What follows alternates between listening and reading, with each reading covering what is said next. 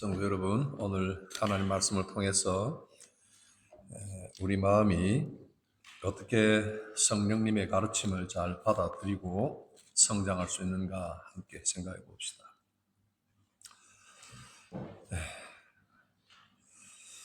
오늘 본문 말씀, 육에 속한 사람은 하나님의 성령의 일을 받지 못하나니 이는 그것들이 그에게 어리석게 보이며 또 그는 그것들을 알 수도 없나니 그러한 일은 영적으로 분별되기 때문이라.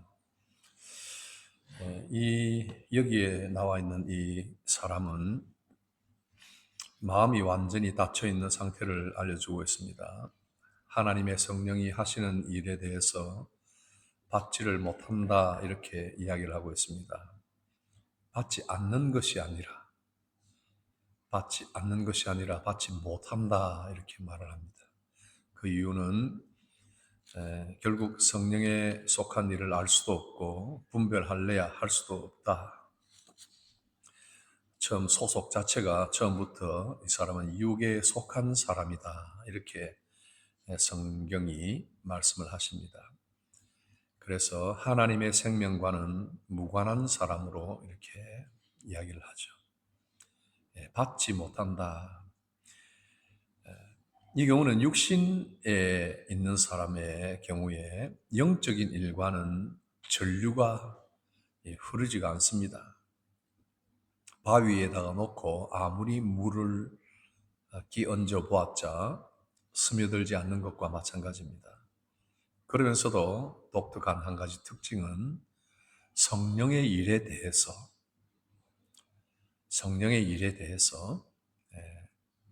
나름 판단을 한다 하는 겁니다. 성령의 일은 어리석어 자신의 무지로 인해서 이게 언더스탠드가 되지 않는데 그럼에도 불구하고 성령이 어리석다. 하나님이 하시는 일은 어리석다. 이렇게 나름대로 판단을 합니다. 관리를 누가 합니까? 내가 하고. 결정을 누가 합니까? 내가 하고 있는 거죠. 자신은 정작 알지도 못하고 분별하지 못하는 하나님의 성령의 일에 대해서 말이죠. 무지와 판단, 그리고 불신과 교만은 항상 친구가 됩니다.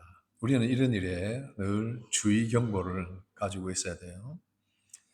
그래서 우리가 참 성령 안에 받은 은혜들을 잘 지키고 선도 잘 지키고 또 분도 잘 지키는 자기 분에 넘어가지 않는 그런 성경이 마땅히 행할 일 외에는 생각하지 않도록 주의하라 하는 말씀 생각하며 절제하고 자기를 충실하게 관리하는 사람이 되어야 되겠죠. 같은 말씀을 듣고 같은 예배를 드려도 어떤 사람은 점점 더 부드럽게 변해가고 그리스도의 형상을 닮아가는가 하면 어떤 사람은 여전히 제자리에 머물러 있는 것처럼 느껴질 때가 있습니다. 왜 그럴까요? 그 가장 첫 번째 되고 근본적인 이유에 대해서 성경은 그가 육에 속한 사람이기 때문이다 하고 말씀하시죠. 그가 성령이 아무리 가르쳐도 깨치지 못하는 사람이다 하는 겁니다. 안타깝죠. 배우기 싫어서 안 배우는 것이 아니라 배울 수 없는 육의 사람. 이런 상태가 아니기를 말씀의 거울에 비추어 봐야 돼요. 오늘 참 우리 이 찬양을 인도한 이 실로 지체에서 미안합니다. 미안하게 됐어요. 다음 주를 실로 우리 청년부 헌신 예배라 내가 잔뜩 머릿속에 실로가 들어와 있었어요. 우리 엘림 지체에서 찬송을 하나 선택을 했는데 우리 참 제가 그 전체를 다 외워서 부르고 진짜 그 찬송이 그냥 마르고 닳도록 내가 불렀던 찬송인데 이 세상 험하고 나비롱 약하나 하는 그 찬송이죠. 그러면 이제 주님의 권능은 한없이 크오니 돌 같은 내 마음 곧 녹여주소서. 오늘 내가 잉글리시 버전을 처음 봤는데 라퍼들의 스팟, 문둥병의 스팟 점이 있잖아요. 그죠? 뭐 뾰루지 여드름처럼 그런 거겠어요? 큼직큼직하게 막 나서 몸 전체를 상하게 하는 그런 스팟잖아요. 그죠? 그거 하고 나의 하트가 돌처럼 되어 있는 하트라고 영어로 이렇게 나와 있죠. 그죠? 돌 같은 내 마음을 녹여달라고 마이어라는 이 찬송 만든 분이 이렇게 자기 신앙을 고백하고 기도하는 거예요.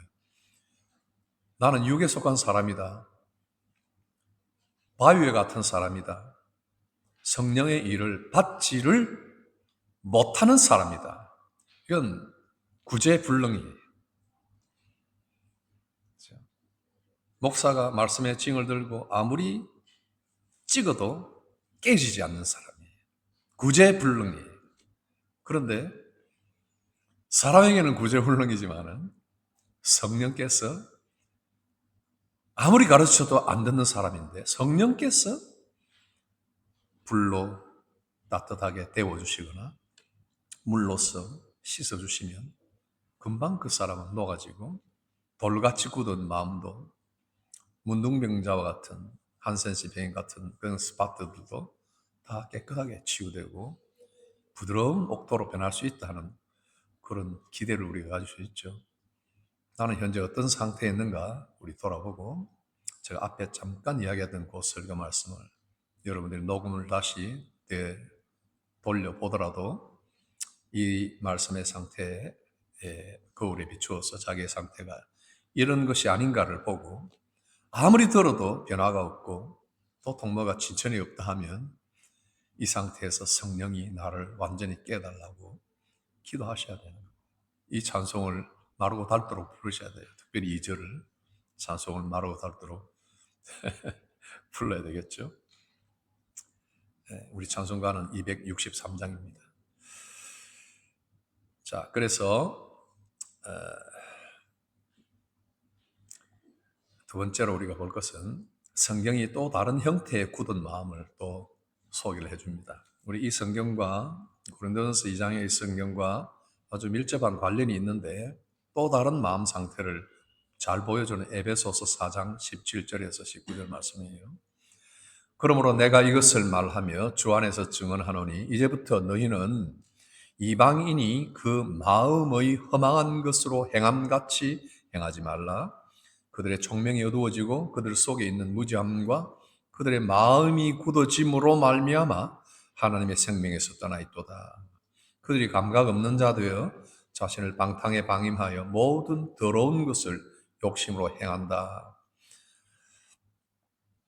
여기서는 하나님의 생명을 알면서도 옛 습관에 젖어 있는 사람을 가리켜서 마음이 굳은 사람이다. 앞에서는 육신에 속한 사람이다. 아예 구제불능의 사람을 떼놓고 이야기하는데 여기서는 성령의 일을 맛보고 아는 사람으로서 마음이 점점 굳어가는 사람으로 묘사를 하고 있죠. 그러니까 겉으로는 영에 속한 모든 것을 이해하고 그런 모습을 갖춘 사람 같은데 이전에 육에 속한 마음에서 도무지 떠나지를 못하고 있고 그것이 사도 바울의 눈에 비치는 거예요. 목회자의 눈에 비치는 거예요. 그리고 주변 성도들의 눈에도 그렇게 띈다 하는 것입니다. 행동이 험하고 총명이 어두워져서 본래의 무지함에서 점점 더 단단하게 굳어져가는 모습이다. 이건 정말 교회가 아니면 이런 성경에 대한 이야기를 우리가 할 수가 없고 인간 본질에 대한 부분들을 다룰 곳이 없어요. 만약에 어떤 사람을 격려하고 가정의 위기에서 좀 벗어날 수 있는 그런 해법을 이야기하는 강론이라면 이렇게까지 사람을 이야기할 필요가 없잖아요. 그렇죠? 네, 하나님의 말씀은 우리가 가고 싶지 않는 깊은 곳까지 우리를 데려가시는 거예요. 설교자는 이런 소명을 가졌기 때문에 하고 싶지 않지만 이 설교를 그냥 하게 되는 거예요. 제가 판단자의 위치에서 여러분들을 무슨 난도질을 하려고 이런 것이 아니라 우리 자신들이 하나님의 생명에 들어가 있다가 점점 거기에서 벗어나는 그런 위치에 있는 건 아닌가. 원래 밝은 빛을 쬐은 사람들인데 점점 어두운 곳으로 향하고 있지 않는가. 이전에 이방인의 그 허망한 행동과 어두워진 총명을 가지고 있던 그 사람들이 그리스도의 광명의 빛으로 들어왔는데 그런데도 불구하고 무언가 자꾸 되돌이표를 찍고 돌아가고 있지 않는가. 이런 것은 어떻게 하겠어요? 성경이 우리에게 주의를 주는 것이기 때문에 돌아봐야 되는 것이겠죠. 그래서 하나님의 생명에 들어왔으면서도 어느 순간인지도 모르게 어떤 계기는 있겠죠. 그러나 안타깝게도 그 위치를 자꾸 벗어나서 타락의 본성 혹은 타락 후의 본성, 인간 본성의 상태로 계속 돌아간다 하는 겁니다. 이런 사람들도 교회 안에 있다 하는 것을 성경이 바울을 통해서 이야기를 하고 있어요. 너희는 이방인이 그 마음의 허망한 것으로 행함같이 행하지 말아야 돼. 이렇게 하시죠. 성경은 이와 같은 자들에게 그렇게 하지 말라고 합니다.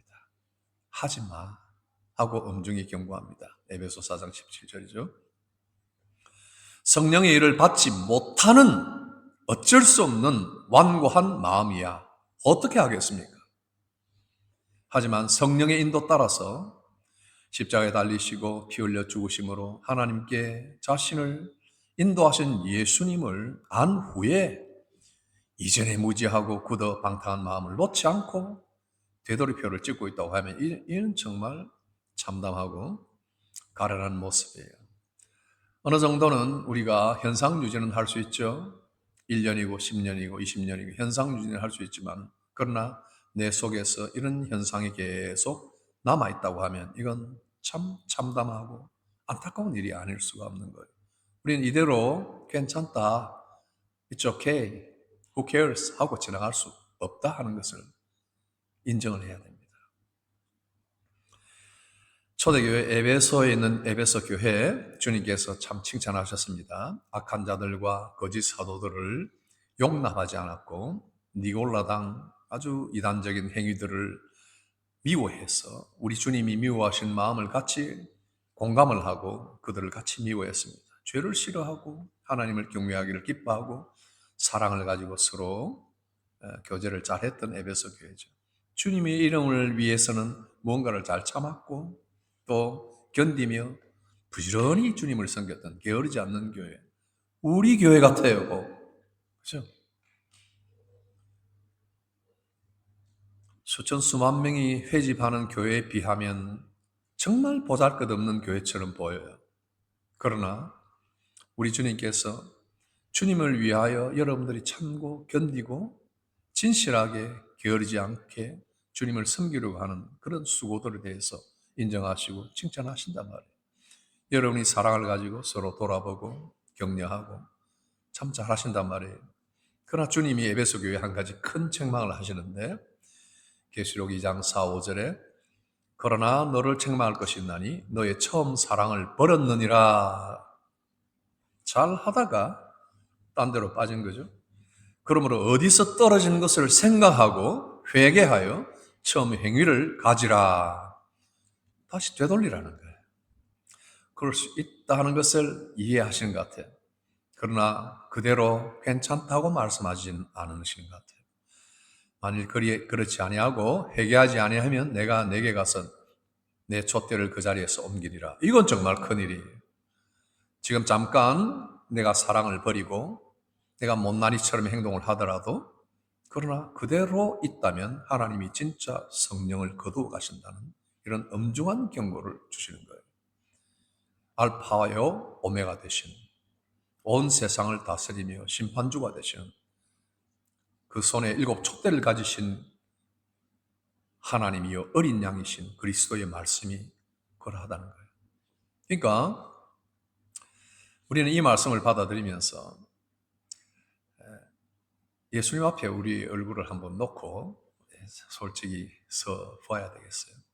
예수님 이 말씀을 하실 때 저는 막 그냥 얼굴이 붉어져서 채찍을 휘두르시면서 여러분들을 어떻게든지 갈기갈기 찢어 놓으려고 하는 것이 아니라 당장 이 자리에서 심판하시려고 하는 것이 아니라 그 부분에서 이렇게 세워 다시 생명의 그 궤도로 옮겨 놓으시려고 하는 이런 절절한 사랑의 부르심을 우리가 볼 수 있어요. 여러분들이 영어로 예수님의 얼굴을 한번 보세요. 그의 음성의 톤을 한번 들어보세요. 당장 죽일 듯이 이를 갈며 달려들면서 하는 그런 음성이 아니라 내가 책망할 것이 한 게 있다. 너는 처음 사랑을 버렸다. 아주 직접적으로 우리에게 무엇이 잘못된지를 깨닫게 하시고 그러므로 어디서 떨어진 것을 그 계기가 무엇이었는지를 그 시점이 어딘지를 지적을 하시면서 그걸 생각하고 회개하여 처음 행위를 가지라. 문제는 그거예요. 문제는 그거예요. 어느 시점, 어느 순간이 아니라 너가 그 사랑과 생명의 돌을 던져버렸고 떨어져 버렸다. 그게 문제라는 거예요. 만일 그러지 아니하고 회개하지 아니하면 내가 내게 가서 내 촛대를 그 자리에서 옮기리라. 여러분 우리 같이 지금 현대 시대를 사는 사람들, 특별히 우리 한국 소식, 또 세계 전쟁들 소식 놓고 보면 참 탄식이 많이 나오죠. 염려도 많습니다. 저도 그렇고 여러분들도 그렇습니다만은 다 염려가 있겠죠. 종종 이웃과 교회와 세상을 위해서 걱정하는데 다 이해가 될 말입니다. 그러나 정작 자기 자신이 어디에 놓여 있는지를 놓치고 있다면 아무 소용없습니다. 세상의 전쟁과 불의를 탄식하고 정의를 define 할 수 있는 사람들이지만 자기 마음이 바위처럼 굳어져 가는 육의 사람에 속해 있다면 이전에 행하던 행동대로 그 습관대로 되돌이표를 계속 찍고 뺑뺑 돌고 있다면 그의 걱정이 이 세상에 무슨 유익을 가져다 줄 수 있을까요? 그러므로 자신이 십자가의 도를 정녕 깨달았다고 믿고 있다면 우리는 날마다 내 안에서 그 증거가 살아있는가를 확인하면서 성령으로 빚어진 새 마음을 부드럽게 녹이는 일에 관심을 계속 지속적으로 최우선적으로 기울여야 할 것입니다. 너는 처음 사랑을 버렸다. 그러므로 어디서 떨어진 것을 생각하고 회개하여 처음 행위를 가지라. 처음 사랑을 버렸다는 것을 영어로 좀 표현하면 abandon 했다는 말도 되고 left your first love로 또 이야기할 수 있습니다. abandon은 아주 자의적으로 노골적으로 버린 거죠. 그죠? 무시해버린 거죠. left는 아주 등을 돌리고 자기 스스로 언젠가 모르게 그렇게 돌아선 걸 이야기합니다. 오늘 이 말씀은 결코 우리를 정죄만 하고 또 버리려고 하는 말씀이 아니라 우리를 깊이 사랑하시고 아름답게 회복시키시기 위한 따뜻한 초대로 알고 받아들여야 할 것입니다. 영에 속한 사람의 마음의 가장 두드러진 특징은 부드러움입니다. soft mind, 딱딱한 마음이 아니다. 그러면 어떻게 우리 마음을 열고 성령님의 가르침을 기쁨으로 받아들일 수 있을까? 세 가지 실천을 생각합니다. 첫째, 십자가의 보혈이 우리 마음을 녹입니다. 주 예수님, 저는 아직 주님의 순환과 사랑을 다 알지 못합니다. 주의 은혜로 대속하여서 피와 같이 붉은 죄, 눈같이 이겠네. 주의 은혜로 나의 굳어진 마음을 주님의 보혈로 부드럽게 적셔주시고 녹여주세요. 혹시 여러분에게 이 기도가 필요하지 않은가요? 십자가 앞에 자신을 낮추고 간구할 때 성령께서 내 안에 일하실 공간이 생기고 그때 나는 성령의 일을 분별하여 받아들이는 역사가 따라서 일어납니다. 두 번째, 성경 말씀이 마음을 부드럽게 합니다. 예수님은 내가 곧 생명의 떡이니라 말씀하십니다. 요한복음 6장 48절.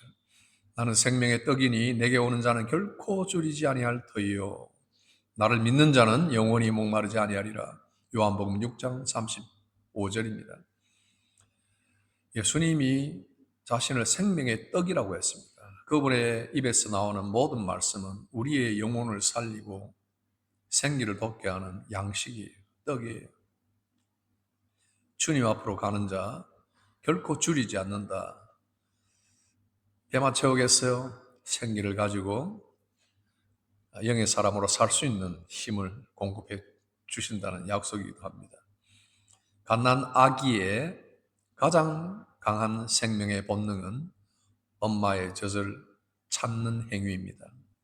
눈도 뜨지 못하는 빗덩어리가 고개를 좌우로 흔들면서 그 입을 젖꼭지에 대려고 하는 그 행동을 생각해 보십시오. 죽을 힘을 다해서 젖을 찾아 빨고 그것이 충족되지 않을 때 목청을 높여서 온 사지를 흔들면서 우는 모습은 자연스럽고도 신비로운 생명의 증거입니다. 나에게 성경에 대한 허기와 갈증이 있나요? 혹 하나님의 말씀에 대해서 아무런 욕구 없이 하루, 한 주, 한 달, 1년을 거뜬히 보내고 모든 시간을 온갖 영상과 온갖 강론에 귀를 다 기울이고 빼앗기면서 그렇게 지낼 수 있다면, 그걸 거뜬히 견딜 수 있다면 당신의 소속은 거의 재고의 여지가 없습니다. 나는 설교를 듣고 찬송을 부르고 주일마다 예배도 참석한다 하고 둘러댈지라도 심판대 앞에서 예수님에게 부정을 당했던 사람들처럼 나는 주의 이름으로 선지자 노릇도 하고 주의 이름으로 귀신도 쫓고 온갖 능력도 다 행했는데요. 하지만 나는 너를 알지 못한다. 부정당했던 사람의 입장과 마찬가지가 될 뿐이에요. 아무리 설교를 많이 듣고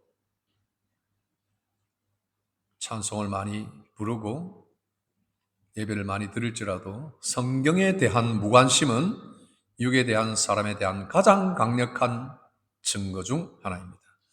세 번째, 말씀에 대한 순종이 마음을 부드럽게 합니다. 예수님의 말씀을 순종하는 삶은 그분의 떡을 먹은 영에 속한 사람의 진정한 모습이에요. 말씀 순종이 마음을 부드럽게 합니다. 여러분이 어떤 상태에 있더라도 말씀을 가까이 하고 그것을 순종할 때 여러분의 마음은 금세 부드러워집니다. 예수님의 말씀을 순종하는 삶은 그분의 떡을 먹은 영에 속한 사람의 진정한 모습이에요. 예수님의 사랑을 알고 하나님의 은혜와 성령의 일을 받는 사람은 그 사랑과 은혜를 어떻게 실천할지를 생각하게 되죠. 그 다음에 그 생각을 행동으로 옮기는 것입니다. 누군가에게 진심으로 어린 관용과 사랑을 베푸는 것입니다. 죄를 미워하며 회개할 뿐 아니라 그 죄에서 완전히 떠나서 돌이키는 것입니다. 스펄저 목사님이 지적했던 설교 중에 하나, 사람들은 열렬히 회개하고 죄에 대해서 안타까워하고 그 다음에 다시 그 죄로 돌아가고 떠나지 않는다 하는 탄식이 있었습니다. 순종해서 시작한다는 것은 자신이 회개하면 그 죄에서 돌이켜 떠나는 것입니다. 자신의 행동을 바꾸는 겁니다. 성경 말씀을 이렇게 따라가는 작은 걸음 하나하나가 영에 속한 사람의 마음을 부드럽게 합니다. 그래서 사도 바울이 보셨을 때도 그렇고 우리 주님이 보실 때도 그렇고 우리 이웃들이 볼 때도 그렇고 우리의 삶은 부드럽고 서서히 그러나 분명하게 예수님의 형상으로 점차 거룩하게 빚어져 갈 것입니다. 사랑하는 성도 여러분, 오늘 본문에서 우리가 이 가르침을 같이 받고 또 E.M. 마이어의 찬송을 또 가까이 놓고 많이 부르시길 바랍니다. 주님의 권능을 한없이 크오니 돌 같은 내 마음 곧 녹여주소서 하는 찬송입니다. 그리스도 향기를 여러분이 마음껏 드러내고 지금까지 잘 해오신 것을 거기에서 떨어지지 마시고 또 놓치지 마시고 잘 지켜나가시는 여러분들이 되셔서 하나님의 성령이 늘 내주하시고 충만히 거하는 여러분들 되기를 바랍니다. 기도하십시다. 살아계신 하나님 아버지, 우리에게 능력과 또 사랑을 부어주심으로 하나님의 말씀을 이해할 수 있는 그런 은혜를 주신 것 감사합니다. 우리 모든 성도들의 마음속에 부드러운 영으로 찾아오셔서 우리의 돌 같던 마음들, 라포 같은 그런 마음들을 주님께서 다 고쳐주시고 이렇게 세우셨으니 그 은혜 감복하여 그 말씀 따라 은혜에 따라 살아가는 저희들 되게 하옵소서. 들은 말씀이 또 물에 떠내려가듯이 흘러가지 아니하고 우리의 마음에 잘 박힌 목과 같이 박혀서 우리의 삶을 주장하고 우리에게 축복과 은혜의 계기가 될 수 있는 복된 말씀으로 열매 맺게 하여 주옵소서. 우리 성도들 가운데 어려운 일을 만난 성도들 항상 주님이 지혜와 총명 주시고 또 질고 속에서 기도하는 성도들 수시로 위로하시며 공급하시고 도우실 줄 믿습니다. 또 갑자기 슬픈 일을 만나는 모든 가정들도 하늘의 위로와 소망으로 가득 채워주시고 또 용기를 주옵소서. 우리 성도들 자녀들에게 믿음 주셔서 승리하는 믿음으로 굳게 서서 알곡처럼 잘 성장할 수 있도록 복을 주옵소서. 예수님 이름으로 기도합니다. 아멘.